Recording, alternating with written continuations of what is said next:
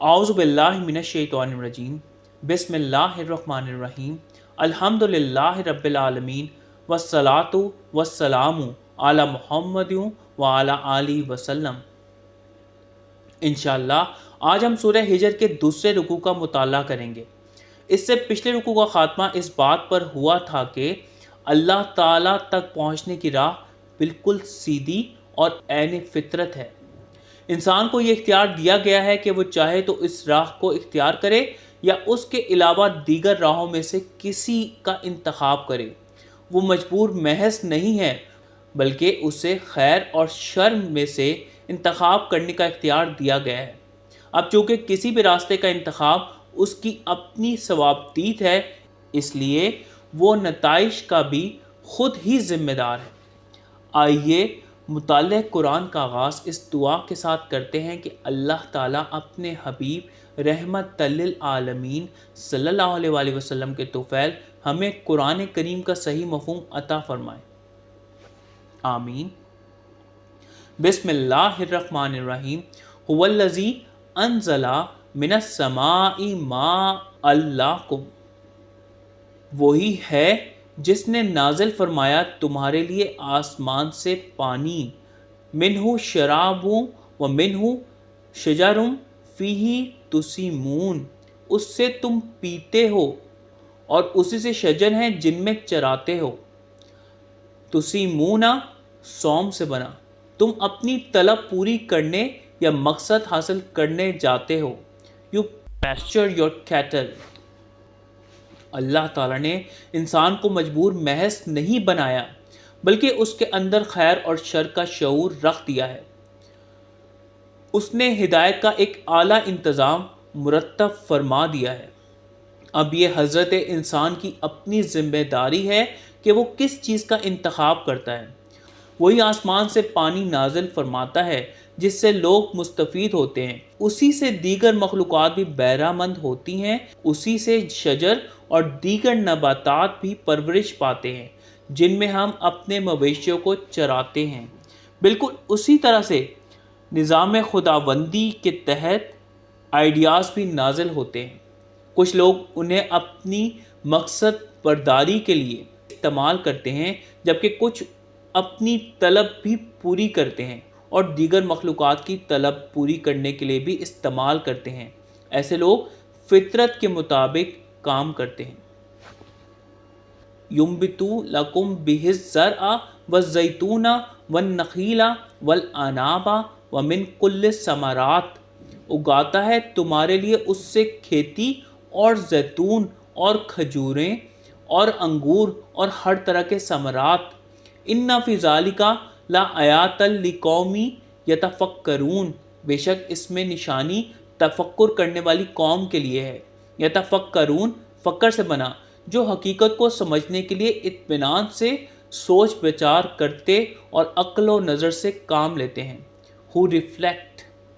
پانی کے اسی نظام سے اللہ تعالیٰ نے ہمارے لیے کھیتیاں بھی اگائی ہیں اور طرح طرح کے دیگر پھل بھی، مثلاً زیتون، کھجوریں، انگور اور دیگر انواع و اقسام کے میوے بھی۔ حقیقت یہ ہے کہ پانی کے ذریعے اس سیرابی کے نظام سے تفکر اور غور و فکر کرنے کے لیے ایک نشانی موجود ہے کہ کس طرح ایک ہی پانی سے سیراب ہو کر زمین سے انواع و اقسام کی فصلیں پیدا ہوتی ہیں اور مختلف درختوں کے اوپر الگ شکلیں، رنگوں اور ذائقوں والے پھل پیدا ہوتے ہیں۔ سورہ رعد کی آیت نمبر 4 میں اسی حقیقت کو واضح فرمایا گیا ہے۔ ترجمہ: اور زمین میں قطعات ہیں ایک دوسرے سے ملے ہوئے، اور باغات انگوروں کے اور زرات اور کھجور کے درخت ایک ہی جڑ سے نکلے ہوئے اور بغیر اس کے سیراب ہوتے ہیں ایک ہی پانی سے، اور ہم فضیلت دے دیتے ہیں بعض کو بعض پر پھلوں میں، بے شک اس میں نشانیاں ہیں عقل والی قوم کے لیے۔ وَسَخَّرَ لَكُمُ اللَّيْلَ وَالنَّهَارَ، اور اسی نے مسخر فرما دیے تمہارے لیے لیل و نہار، وَالشَّمْسَ وَالْقَمَرَ وَالنُّجُومُ مُسَخَّرَاتٌ بِأَمْرِهِ، اور شمس و قمر اور نجوم بھی مسخر ہیں تمہارے لیے اس کے امر کے ساتھ۔ ان فی ذالک لآیات لقوم یعقلون، بے شک اس میں نشانیاں ہیں عقل والی قوم کے لیے۔ وما ذرا لکم فی الارض مختلفا الوانہ، اور جو بکھیر رکھے ہیں تمہارے لیے زمین میں مختلف رنگ۔ ان فی ذالک لآیات لقوم یذکرون، بے شک اس میں نشانی ہے یاد رکھنے والوں کے لیے۔ سخرا، سخر سے بنا، اس نے قابو میں دے دیا ہے، سواری کے لیے دے دیا ہے۔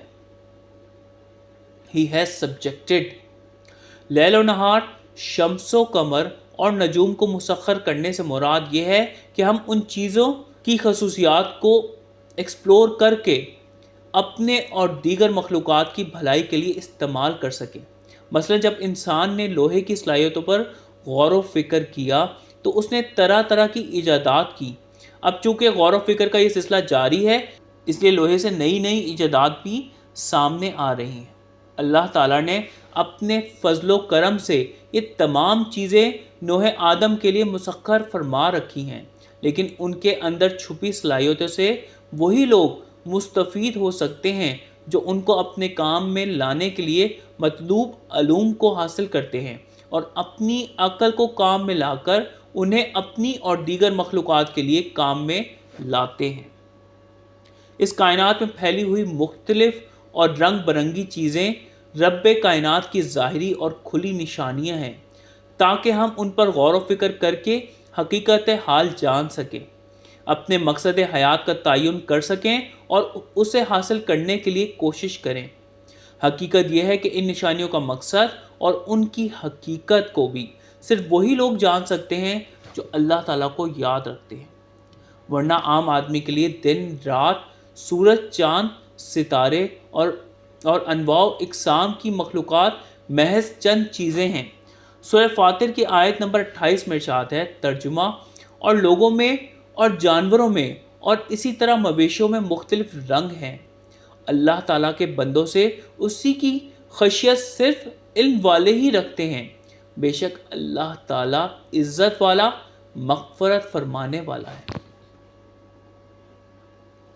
وَهُوَ الَّذِي سَخَّرَ الْبَحْرَ، اور وہی جس نے مسخر فرما دیا بحر کو، لِتَأْكُلُوا مِنْهُ لَحْمًا طَرِيًّا وَتَسْتَخْرِجُوا مِنْهُ حِلْيَةً تَلْبَسُونَهَا، تاکہ تم کھاؤ اس میں سے گوشت تازہ اور تم نکالو اس میں سے زیور جسے تم پہنتے ہو۔ وَتَرَى الْفُلْكَ مَوَاخِرَ فِيهِ وَلِتَبْتَغُوا مِنْ فَضْلِهِ، اور تم دیکھتے ہو کشتیاں چیرتی ہوئی چلتی ہیں اس میں، اور تاکہ تم تلاش کرو اس کے فضل سے۔ وَلَعَلَّكُمْ تَشْكُرُونَ، اور تاکہ تم شکر گزاری کرو۔ طَرِيًّا، طری سے بنا، نرم اور تازہ، فریش، حِلیَّةً، حلی سے بنا، سامان آرائش، آرنامنٹس۔ مواخرہ، مخر سے بنا، چیر کر آگے بڑھنا، پلوئنگ۔ رب کریم نے دیگر چیزوں کی طرح ندیاں، نالے، دریا اور سمندر وغیرہ بھی ہمارے لیے مسخر فرما دیے ہیں تاکہ ہم ان میں موجود استعداد کار سے فائدہ اٹھائیں، اسے اپنی طلب پوری کریں اور دیگر مخلوقات کی بھلائی کے لیے استعمال کریں۔ یہ ہمارے لیے تازہ گوشت کا ذریعہ بھی ہیں اور زینت کی چیزوں کے لیے بھی ہیں۔ جس طرح پانی میں کشتی اپنا سفر طے کرتے آگے بڑھتی جاتی ہے، اس میں سوار لوگ اللہ تعالیٰ کا فضل تلاش کرتے ہیں، بالکل اسی طرح سے ہم سب اپنے وجود کی کشتی میں بیٹھ کر اپنا سفر طے کر رہے ہیں، اور یہی سفر اللہ تعالیٰ اور اس کے حبیب کی رضا اور فضل تلاش کرنے میں اور شکر گزاری کا ہونا کیا ہی خوب ہو۔ سورۃ الجاثیہ کی آیت نمبر 12 میں ارشاد ہے، ترجمہ: اللہ تعالیٰ ہے جس نے مسخر فرما دیا تمہارے لیے بحر تاکہ چلتی رہیں کشتیاں اس میں اس کے امر کے ساتھ، اور تاکہ تم تلاش کرو اس کے فضل سے اور تاکہ تم شکر گزاری کرو۔ وَأَلْقَى فِي الْأَرْضِ رَوَاسِيَ أَن تَمِيدَ بِكُمْ، اور اس نے ڈال دیے زمین میں لنگر کہیں وہ ہل جائے تمہاری بدولت۔ وَأَنْهَارًا وَسُبُلًا لَعَلَّكُمْ تَهْتَدُونَ، اور نہریں اور راستے تاکہ تم ہدایت پاؤ، وَعَلَامَاتٍ وَبِالنَّجْمِ هُمْ يَهْتَدُونَ، اور علامات اور نجوم کے ساتھ وہ ہدایت پاتے ہیں۔ أَفَمَن يَخْلُقُ كَمَن لَا يَخْلُقُ أَفَلَا تَذَكَّرُونَ، تو کیا جو خلق فرماتا ہے اس جیسا ہے جو خلق نہیں کرتے، تو کیوں تم یاد نہیں پکڑتے؟ تمیدہ میت سے بنا، اپنی جگہ سے ہل جانا، اٹ شیکس۔ علامتن، علم سے بنا، علامتیں، کوئی مقررہ یا واضح چیزیں جو کسی جگہ یا مقام کو الگ کرتی ہیں، لینڈ مارکس۔ اللہ تعالیٰ نے زمین میں لنگر ڈال دیے ہیں تاکہ وہ ہمیں لے کر کہیں ڈھلک ہی نہ جائے اور اس کی گردش میں کوئی خرابی پیدا نہ ہو۔ اسی طرح اس نے زمین میں اپنی گزرگاہوں کا ایک نظام قائم کر دیا ہے تاکہ ہم اپنی سہولت کے ساتھ اپنی راہ متعین کر سکیں۔ اس نے زمینی راستوں کی نشاندہی کی خاطر بہت سی علامات رکھ دی ہیں، اور کچھ لوگ ستاروں سے بھی راہ پاتے ہیں، لیکن منزل پر وہی پہنچتا ہے جو ان ندی نالوں سے گزرتے ہوئے ان علامات کو صحیح طور پر پہچان کر اپنی سمت درست رکھتا ہے۔ سوچنے کی بات یہ ہے کہ کیا وہ ہستی جس نے یہ سب کچھ تخلیق کیا ہے وہ اس کی طرح ہو سکتا ہے جس نے کچھ بھی خلق نہیں کیا؟ سادہ سی عقل بھی یہ بات آسانی سے جان سکتی ہے کہ دونوں مساوی نہیں ہیں۔ تو کیا جو لوگ اللہ تعالیٰ کے علاوہ کسی اور کو اپنا الہ سمجھتے ہیں، انہیں یہ بات سمجھ میں نہیں آتی کہ حقیقی خالق اور مالک صرف اللہ رب العزت ہے؟ سورۃ الاعراف کی آیت نمبر 191 میں ارشاد ہے، کیا شریک بناتے ہو جو نہیں تخلیق کرتے کوئی شے اور وہ خلق کیے گئے ہیں؟ وَإِن تَعُدُّوا نِعْمَتَ اللَّهِ لَا تُحْصُوهَا، اور اگر تم گننا چاہو اللہ تعالیٰ کی نعمتیں نہ شمار کر سکو گے ان کا۔ ان اللہ لغفور الرحیم، بے شک اللہ تعالیٰ تو غفور الرحیم ہیں۔ واللہ یعلم ما تسرون وما تعلنون، اور اللہ تعالیٰ کو معلوم ہے جو تم چھپاتے ہو اور جو تم اعلانیہ کرتے ہو۔ تحصوہا، ہنسی سے بنا، کسی چیز کو مجموعی طور پر یادداشت میں رکھ سکنا یا سمجھ سکنا، کسی چیز کا حق پورا کرنا یا نبھا سکنا۔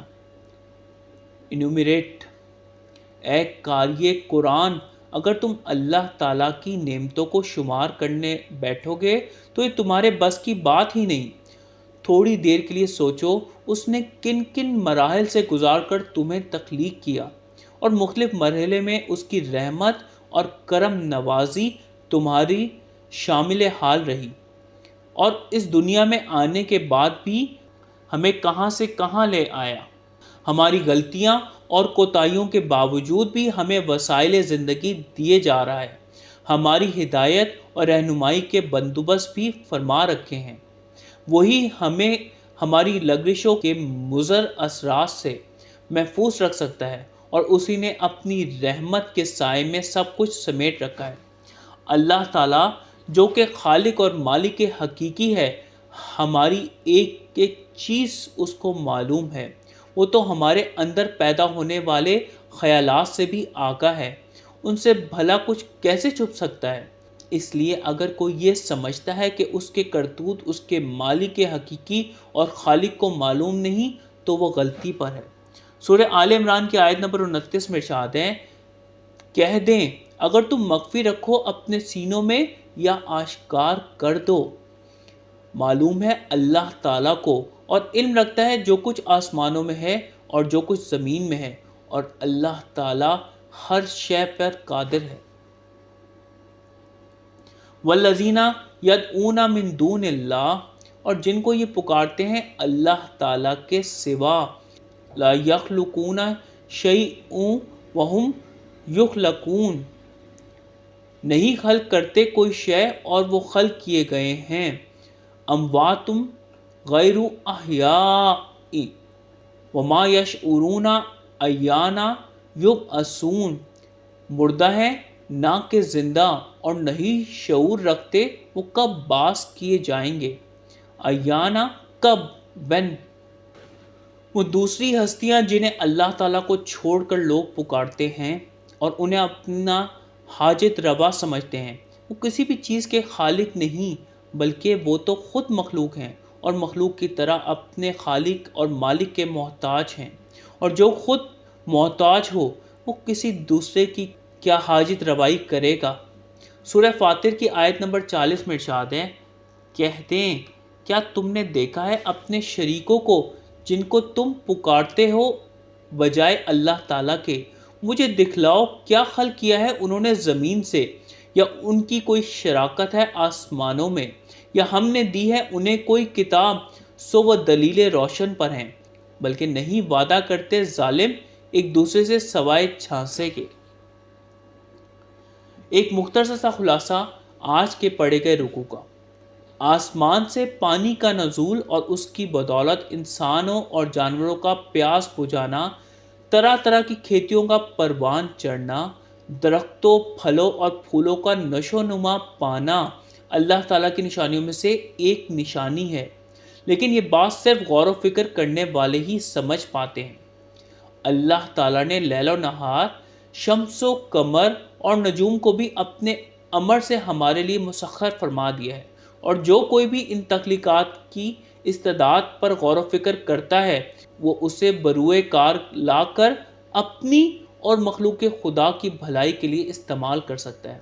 اللہ تعالیٰ کی نشانیاں اس کائنات میں ہر سو پھیلی ہوئی ہیں اور خود ہمارے اپنے اندر ہیں، لیکن ان نشانیوں کو وہی لوگ سمجھ پاتے ہیں جو اللہ تعالیٰ کی یاد میں رہتے ہیں اور اس کی دی ہوئی لاتعداد نعمتوں کو اس کے احکامات کے تحت شکر گزاری کے ساتھ استعمال کرتے ہیں. اللہ تعالیٰ ہم سب کو قرآن کو صحیح طور پر سمجھنے اور اس پر نبی پاک صلی اللہ علیہ وآلہ وسلم کی سنت مبارکہ کے مطابق عمل کرنے کی توفیق عنایت فرمائے. آمین. صدق اللہ العلی العظیم. صلی اللہ تعالیٰ علی حبیبہ محمد و آلہ وسلم.